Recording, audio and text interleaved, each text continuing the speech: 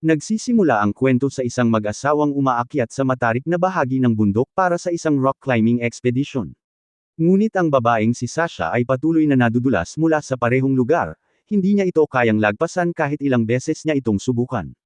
Habang pinapanood ang kanyang paghihirap, sinabihan siya ng kanyang asawang si Tommy na tapusin na nila ang kanilang trabaho. Malapit nang magbago ang panahon at nagiging masyadong mapanganib ang pag-akyat, ngunit tumanggi si Sasha. Iginiit niya na maaabot nila ang tuktok sa loob lamang ng isang oras. Sinabi niya rito na kailangan niyang gawin ito ngayon kahit anong mangyari, mariing tumanggi si Tommy. Sa halip, itinayo nila ang kanilang tolda doon mismo sa gilid ng bundok. Sa labas, lalo lang lumalala ang bagyo. Sinabi sa kanya ni Tommy na ayaw na niyang magpatuloy sa mga matinding stunt na ito. Pinaalalahanan niya ito ng isang lumang kasabihan. Ang swerte ay parang anumang bagay na inaakyat mo sa bundok. Maya-maya, mawawala din iyan. Galit na tugon ni Sasha, tinanong siya kung bakit niya sinasabi ito ngayon. Nasa kalagitnaan na siya ng bundok, galit na galit siya. Dahil sa bagyo, nagsimula silang dalawa sa kanilang pagbaba, nagplanong bumalik at tapusin ang pag-akyat kapag gumanda na ang panahon. Ngunit biglang may bumagsak na bato sa itaas nila, sigaw ni Tommy kay Sasha na bumaba agad. Nagmamadaling bumaba si Sasha nang biglang bumagsak ang isang alon ng mga bato. Ngayon ay si Sasha na ang tumatawag kay Tommy, nagmamakaawa na bumaba agad ito. Pero isang malaking bato ang tumama sa kanya at natumba siya sa pader. Hawak ni Sasha ang lubod ni Tommy gamit ang lahat ng mayroon siya. Pero nawalan na ng malay si Tommy at sobra na ang bigat. Hindi siya makatagal. Nadulas ang lubod at tumilapon si Tommy patungo sa kanyang kamatayan. Pagkatapos ay tumalon ang kwento pasulong 5 buwan sa Australia. Dala ni Sasha ang maswerteng compass ni Tommy habang patungo siya sa isang liblib na pambansang parke. Binalaan siya ng isang opisyal ng parke na huwag pumasok ng mag-isa. Sinabi niya sa kanya na ang mga tao ay palaging nawawala sa kakahuyang ito at nananatiling naliligaw. Pagkatapos ay huminto si Sasha sa isang gasolinahan para bumili ng mga pinamili. Sa loob ng tindahan, napansin siya ng isang grupo ng mga lalaking mukhang mga adik. Kasabay nito, isa pang lalaking nagngangalang Ben ang pumasok sa tindahan. Sinimulan ng isa sa mga lalaki na guluhin si Sasha, at magsabi ng mga bastos na komento. Nagsimulang mag-usap ang mga lalaki tungkol sa pagiging gabay niya sa parke. Sa wakas ay pumutol si Ben at nagsabing, sa tingin ko ayos lang siya. Tumalikod ang mga lalaki at lumabas ng tindahan. Habang palabas si Sasha, humarap siya kay Ben at nagtanong ng direksyon papuntang Grand Isle Rose dahil hindi gumagana ang GPS niya. Ibinigay ni Ben sa kanya ang ruta, pero pagkatapos ay binigyan siya nito ng tip. Sinabihan niya itong magsimula sa Blackstone Bay. Doon niya matatagpuan ang pinakamagandang lugar para sa camping, medyo natatago itong sekreto sa may baybayin. Binalaan din siya nito na maaari itong maging matindi at karamihan sa mga tao ay ginagawa ito ng dala-dalawa, ngunit si Sasha ay nagsisimula pa rin ng mag-isa. Kalaunan, nang huminto siya malapit sa pampang ng ilog para magpahinga, biglang sumulpat ang mga lalaking mukhang walang hiya mula sa gasolinahan sakay ng kanilang mga truck, sinimulan na nila siyang alukan ng beer. Tumakbo palapit sa kanya ang kanilang mga asong nangangaso.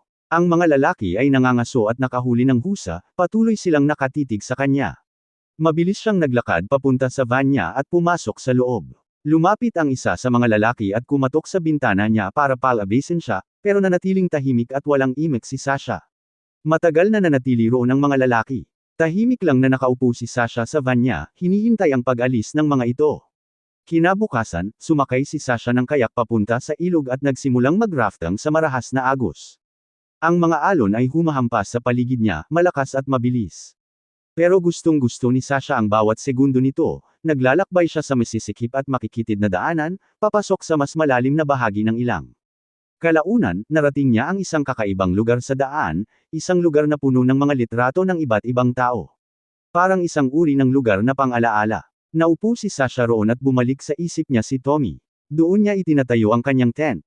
Pero pagkagising niya, may naririnig siyang gumagalaw sa labas. Lumabas si Sasha ng tolda para tingnan at napagtanto niyang wala ang kanyang bag. Nang sumilip siyang muli sa loob ng tolda para tumingin, may isang ahas na nakapulupot sa loob. Kinuha ni Sasha ang kanyang kayak at itinulak pabalik sa ilog, doon niya natano ang isa pang bangkang nakaangkla malapit doon. Dahil sa kuryosidad na malaman kung sino pa ang nandito sa ilang, nagtampisaw si Sasha para mag-imbestiga. Malinaw na may isang taong nanatili rito, may nagpapaapoy pa nga, sumigaw siya ng, "Hello? Hello? May tao ba dyan?" at doon sa pampang ng ilog, natagpuan niya si Ben. Lumapit siya sa kanya at sinabing, ito ang Blackstone Bay. Magandang lugar, hindi ba? Sinabi sa kanya ni Sasha na may nagnakaw ng mga gamit niya at nasa loob din ng bag ang telepono niya. Nagbiro si Ben na ang mga wombat daw. Palagi silang nagte-text gamit ang maliliit nilang paa. Pagkatapos ay sinabi sa kanya ni Ben, ang magandang balita ay palagi akong nag-iimpake ng doble sa kailangan ko, masaya akong isuot ang mga damit mo. Iginiit ni Ben na manatili siya at kumain kasama niya. Gumagawa at nagtitinda siya rito ng beef jerky, yung tipong sinubukan ni Sasha noong isang gabi. Pinangalanan niya ang tatak ayon sa pangalan ng kanyang ina. Mayroon din siyang sinisipsip na tubig tabang diretsyo mula sa puno. Nag-atubili sandali si Sasha, pagkatapos ay ininom din ito. Sinasabi sa kanya ni Ben na lagi siyang pumupunta rito. Hindi rin naman talaga siya taga-Australia. Sumama siya sa kanyang ina noong bata pa lamang siya. Tinanong niya ito kung gaano nakatagal siyang nagkakayak. Sabi ni Sasha, ako ang tipo na gumagawa ng kahit kaunti sa lahat ng bagay. Sumagot si Ben, karamihan ay mga bundok, hindi ba? Sabi ni Sasha, tama na ako sa mga bundok. Sabi ni Ben, hulaan ko, naghiwalay kayo at ang nobyo mo ang may hawak ng mga bundok at ikaw naman ang may hawak ng mga ilog. Tumama ng gusto ang mga salita kay Sasha. Agad na humingi ng tawad si Ben, pagkatapos ay ikinwento sa kanya ni Sasha ang nangyari noong nakaraang gabi. Sabi niya, lumapit ang mga lalaking iyon sa kampo niya at ginugulo at tinatakot nila ako. Sabi ni Ben, pero naayos mo naman ng maayos. Naroon pala si Ben na nanunood. Naisip niya na baka kailanganin ni Sasha ng tulong, pero hindi niya ito kailanman kinailangan. Bigla, napagtanto ni Sasha na hindi maganda ang intensyon ni Ben. Sinabihan niya itong aalis na siya, pero pinigilan siya ni Ben. Hawak niya ang pulse ears ni Sasha, siya ang nagnakaw ng mga gamit niya. Ibinalik ni Ben ang bag niya sa kanya. Pagkatapos ay naglabas siya ng isang pana at isang speaker at sinabi sa kanya, nilagyan ko na ng mga probisyon at supply iyan, para pantay ang laban. Mayroon ka hanggang sa pinakadulo ng kantang ito para lumayo sa akin hanggat maaari. Tumakbo si Sasha at nakatayo lang doon si Ben habang sumasabay sa kanta, na may pagsayaw-sayaw pa na parang tanga, sumasabay sa kanta, na animoy nakikinig ng hawak mo ang beat. Sumakay si Sasha sa kanyang kayak at umalis. Pagkatapos ng kanta, hinabol siya ni Ben. Mabilis na sinagwa ni Sasha ang kanyang kayak, ngunit sa unahan ay may talon. Bumaliktad ang kayak at napilitan si Sasha na tumalon, inanod ng agos ang kanyang kayak. Ang natira na lang sa kanya ay ang kanyang bag. Kinaladkad ni Sasha ang kanyang sarili palabas ng ilog. Habang tumatakbo siya sa gubat, may narinig siyang mga boses sa malayo. Sinundan ni Sasha ang tunog, ngunit ang mga boses ay nagmumula sa isang video na tumutugtog sa isang telepono. Itinapat ni Ben ang telepono doon.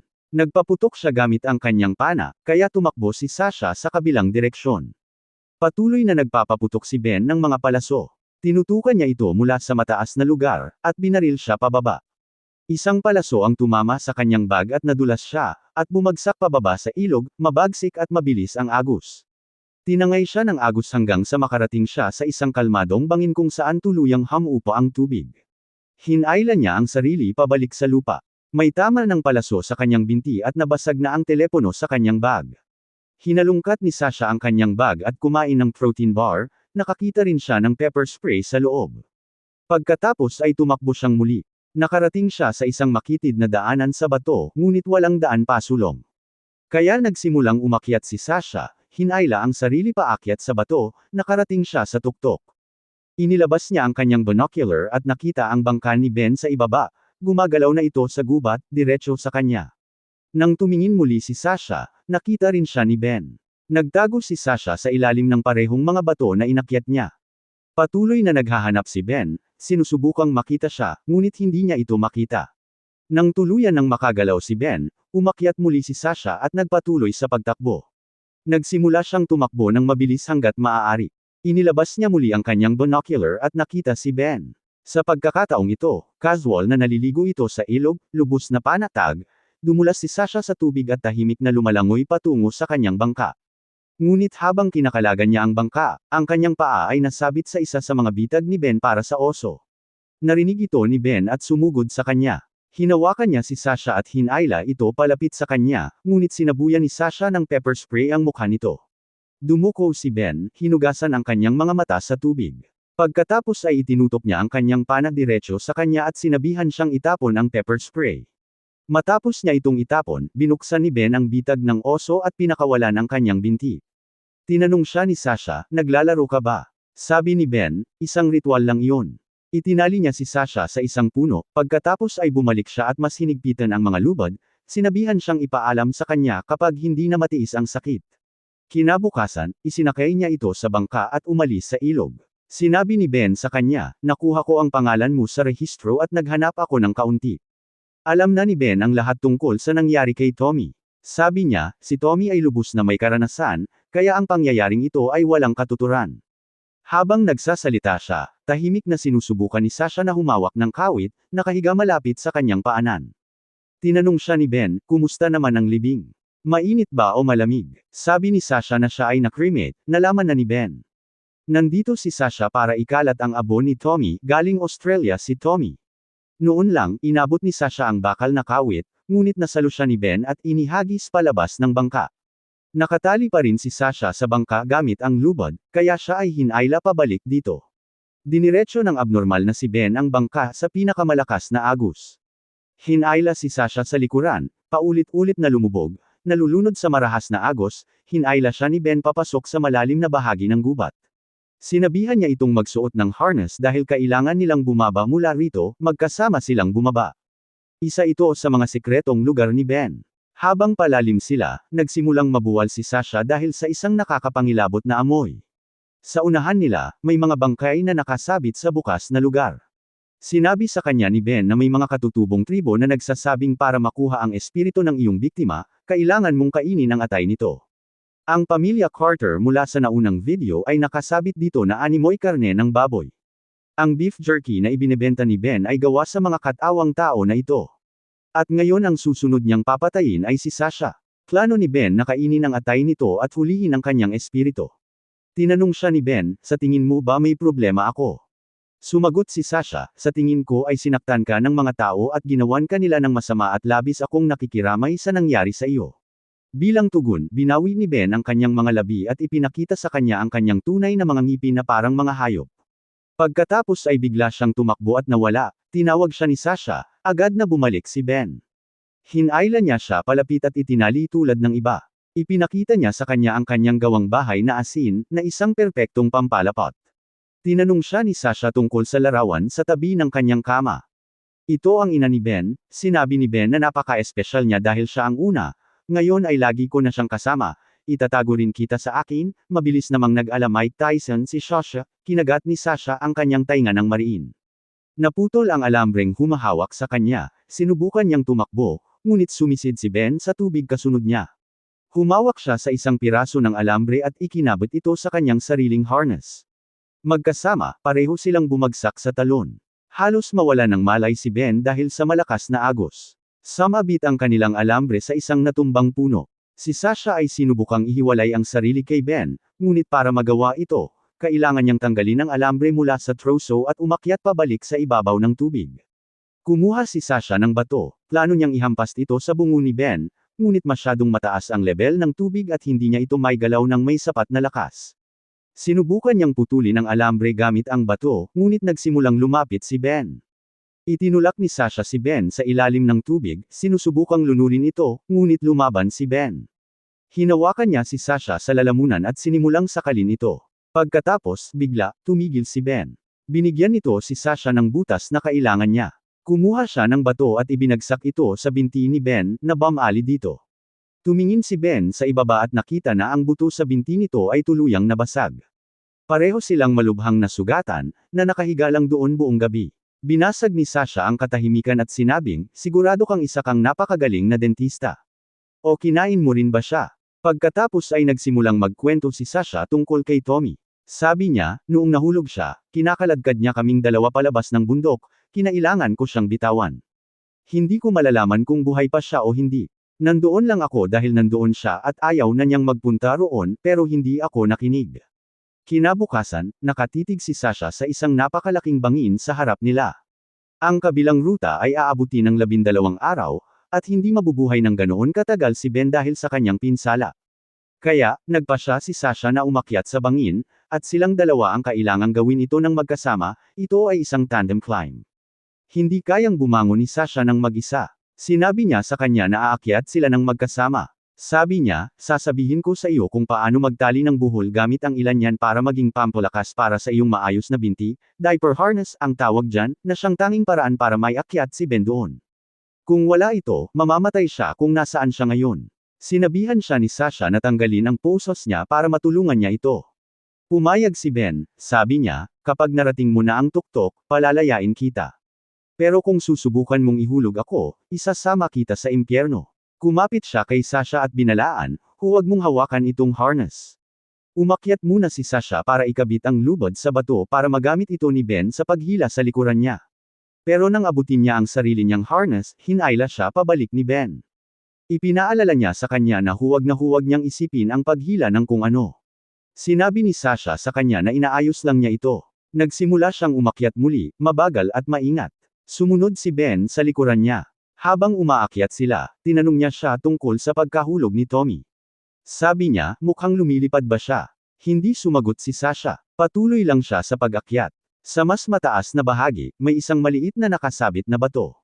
Mula sa kabilang panig nito, hindi siya makita ng malinaw ni Ben. Sinamantala ito ni Sasha at tahimik na itinali ang isang lubad sa isang maliit na puno na tumutubo sa ibabaw ng bato. Pero bago pa niya matanggal ang pangalawang lubad, sinimula na siyang hilahin pababa ni Ben, sabay sigaw, anong ginagawa mo? Nangako ka na sabay tayong aakyat. Halos hindi makahawak si Sasha sa bato at makatayo. Habang mas hinihigpitan ni Ben ang paghila, lumuwag ang kanyang harness. Nakawala siya sa kanya. Kinalas niya ang lubad mula sa puno at hinayaan si Ben na mahulog pababa at mamatay. Ngunit hindi pa tapos ang kanyang paghihirap. Ngayon, kailangan niyang tapusin ang pag-akyat ng mag-isa ng walang harness, walang kagamitan, walang dala, hindi ito madali. Nadulas ang kanyang paa at bigla siyang napabitin gamit lamang ang kanyang mga kamay. Patuloy pa rin si Sasha sa pag-akyat, nilalabanan ang bawat pulgada ng bato. Itinuloy niya ang kanyang pag-asa, ayaw sumuko. At ang determinasyong iyon ang nagtulak sa kanya hanggang sa tuktok. Natamba siya roon, at sa wakas ay hinayaan niyang huminga. Tumayo muli si Sasha at patuloy na gumalaw. Nang gabing iyon, may humantong kotse sa tabi niya sa kalsada. Ibinalik siya ng mga tao sa loob sa kanyang van. Dumiretso si Sasha sa opisina ng Wildlife Sanctuary kung saan nakapost pa rin sa dingding ang mga larawan ng nawawalang pamilya Carter. Sinabi niya sa kanila, alam ko kung nasaan ang mga nawawalang taong ito. Nakuha ng pulisya ang lahat ng mga bangkay at doon nagtatapos ang kwento. At dito na natatapos ang ating video. Kung gusto mo pa ng mga ganitong recap, pakibisita na lang ang ating nakaraang upload. Salamat idol!